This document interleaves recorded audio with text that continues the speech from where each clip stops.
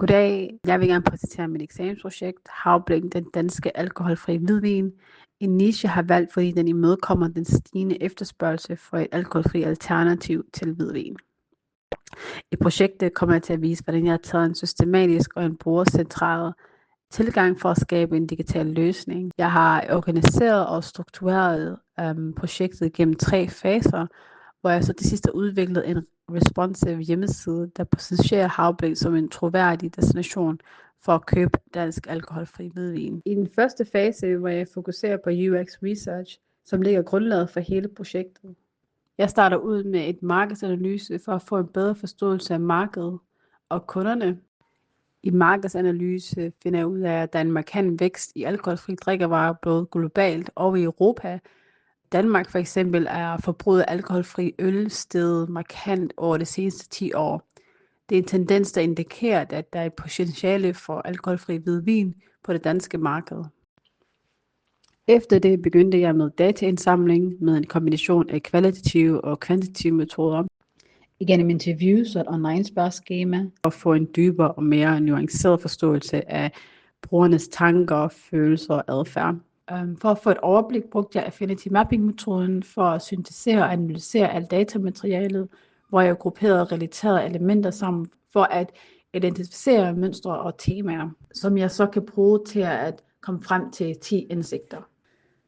Ud fra de her indsigter kan vi se, at vores målgruppe er motiveret af sundhed og livsstil, og søger smagen af hvidvin uden de negative bivirkninger. De værdsætter også i høj grad, at vinen er dansk og bæredygtig økologisk, og ønsker også at vide lidt om den lokale tilknytning, som den vingård kommer til at have.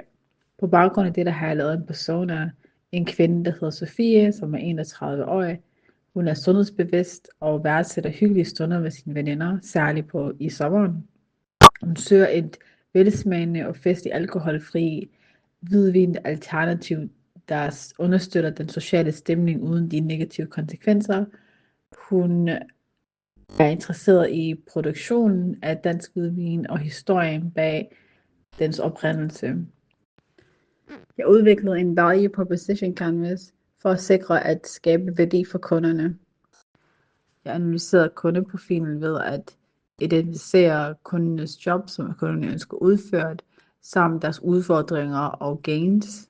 Og jeg kortlagde, hvordan produktet så ville udføre disse kundejobs, og hvordan du kunne fungere som både pain relievers og gain creators for at optimere kundens oplevelse. Når jeg begynder med designprocessen, tager jeg udgangspunkt i personaens user needs. Jeg starter ud med en mindmap for at få en fornemmelse af den stemning og atmosfære, jeg gerne vil skabe i hjemmesiden.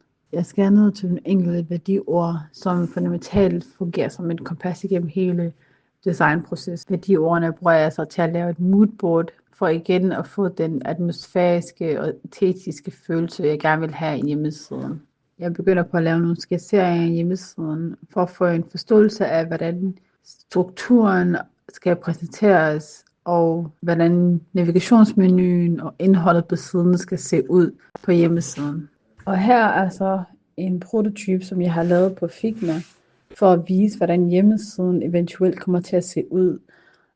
Her kan I se, at jeg har fokuseret på information omkring, og så har jeg lagt vingården og køb Havblik i midten på navigationsmenuen. Så er henblikken faktisk, at de bruger hjemmesiden til at få information omkring vinen, historien bag vinen, men også kommer hen til den her vingård og får den oplevelse, sommeroplevelse, som så senere hen skaber den loyalitet, som brugeren vil få med denne her vinprodukt.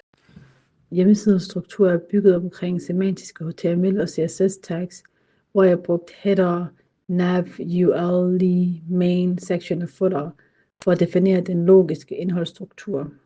Flexbox i CSS har også været en af de centrerede i udviklingen af hjemmesiden for at skabe responsiv og fleksibel page layout og optimere distribution af plads og en visuel tiltalende præsentation. Jeg har også anvendt interaktive CSS-regler, som hover og keyframes, for at gøre hjemmesiden mere levende og professionel. Det her så er det endelige produkt. Tak for at lytte med.